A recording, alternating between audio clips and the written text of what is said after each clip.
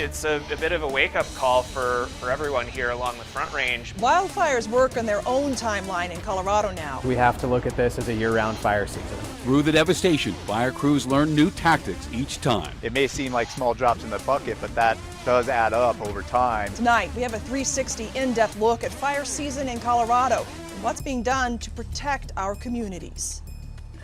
We have a Denver 7 Weather Action Day in effect tonight ahead of a spring storm tomorrow. Glad you're with us tonight at 6 o'clock. I'm Shannon Ogden. And I'm JACLYN Allen. This storm will bring snow for the mountains, but gusty winds and fire danger for the Front Range and Eastern Plains. So we'll touch on the year-long fire season in just a moment. We're going to start with our Chief Meteorologist, Mike Nelson, tracking this system. Mike? All right, thanks you guys. It's been a mild, dry day, but the clouds are increasing now. This is a time lapse at City Park over the last couple of hours. Those high clouds are coming in ahead of the advancing storm system that's moving our way from Utah.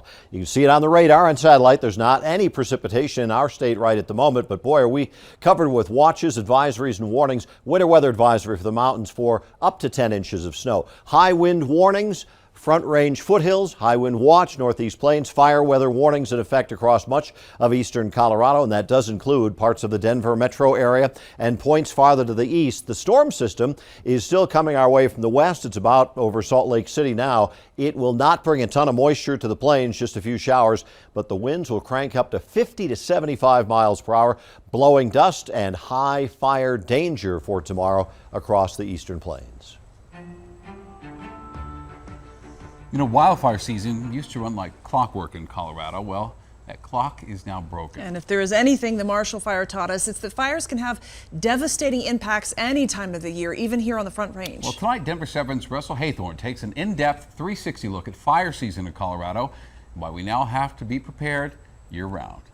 I mean, I'm speechless at what we're witnessing across the street. A building completely engulfed in flames. It wasn't easy to cover. This fire continues tonight to pick off home after home after home. Nor was it easy to fight. These firefighters do an incredible job. This fire is so huge, it's everywhere.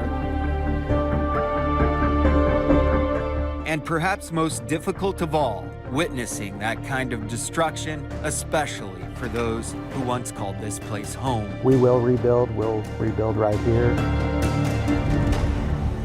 But it also provides a lesson. The Marshall Fire really highlighted the risk that is there. A bit of a wake-up call for everyone here along the Front Range. Let's go 360 on wildfire in Colorado, the new normal. I'm Russ Schumacher. I am the Colorado State climatologist and also associate professor of atmospheric science at Colorado State University. As Schumacher points out, the Marshall Fire is proof wildfires are no longer just a mountain thing. This is something that I think we're going to have to continue to be aware of, be prepared for. People who live in areas that are vulnerable to fire, which the Marshall Fire shows that is probably more of us than we maybe had been thinking. You don't have to be living in the timber up in Summit County to have bad things happen. No one knows that better than the guys on the front lines. I'm Tyler Zagaski. I'm the captain here at West Metro Fire Station 9, which is our lead wildland station. Captain Zagaski says the term for the Marshall Fire and Waldo Canyon in Colorado Springs is conflagration, an extensive fire which destroys a great deal of land or property. Whether it's the Great Chicago Fire or one of the London fires, you have unlimited potential for fire spread. And in that case of Marshall, that's what we had. It really stopped being a wildfire, and the fuel model itself was home to home and neighborhood to neighborhood. Firefighters and other experts say the key takeaway from the Marshall Fire, The grass fire is feeding off these violent winds, is that nearly everyone living in Metro Denver and along the Front Range is in some kind of danger zone. We have a lot of new people moving from out of state, but might not be aware of the unique features and risks part of living in an arid climate with large population growth. Fire officials say every single one of us should have a plan in place. In general, what we worry about with neighborhoods is what we call ember cast, and that's when you see lots of sparks just flying through the air, and they're looking for a place to land. Eric Hurst with South Metro Fire suggests a few simple mitigation tips. That includes swapping out mulch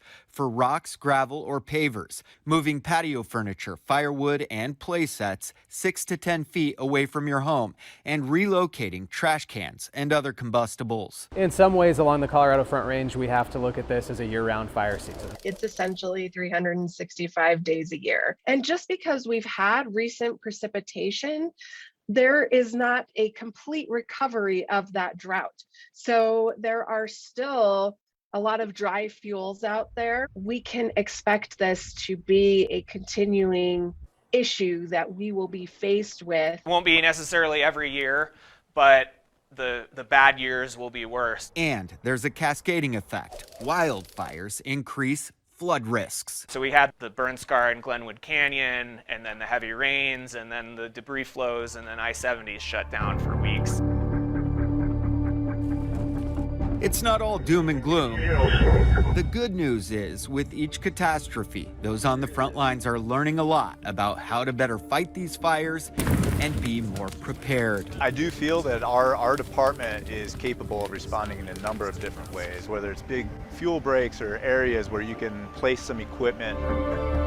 It may seem like small drops in the bucket, but that does add up over time to say, okay, this is kind of where we're drawing a line. Russell Haythorne. It needs to be our attitudes and what we can do as people. Denver 7. Still shocking images. Boulder County investigators are still determining the cause of the Marshall Fire, and they say it could take weeks or even months before we know anything more. Criminal charges now have been dropped against a Danish man accused of starting the Spring Fire back in 2018. A judge dismissed the case against Jesper Jorgensen, who has been repeatedly found unstable, for trial. The Spring Fire destroyed more than 100 homes, burned more than 108,000 acres in southern Colorado.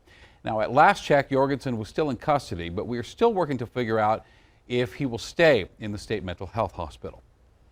Well, today, two Brighton parents charged in the fentanyl-related death of their toddler made a first court appearance. Nicole Casillas and Alonzo Montoya are charged with child abuse resulting in death. In the arrest affidavits, police say Casillas, Montoya, and a friend spent all night smoking fentanyl pills and crack cocaine with the child present. It goes on to say that after putting the toddler to sleep, the adults ignored cries from the toddler's room. An autopsy found that child had ingested 10 times the amount of fentanyl needed to kill an adult. All right, Garfield County's commissioners have given their support to a bill to study turning the little-known Cottonwood Pass into a state highway. By doing so, improvements can be made to the road to make it a viable option when I-70 is closed through Glenwood Canyon.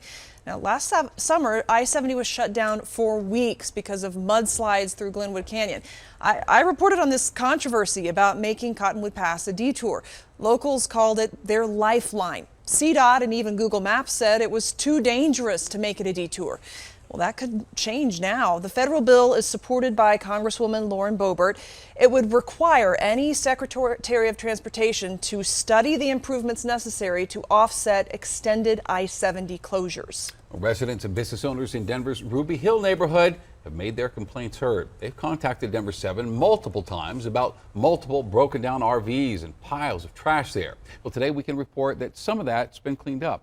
Denver 7's Patrick Perez live tonight. Patrick, a lot's changed in just a couple of weeks. Yes, Shannon, I was just out here about 2 weeks ago reporting on this problem, which seemed then to have gotten a lot worse. Well, take a look at this today. All but one of those RV trailers is gone. The difference is very noticeable.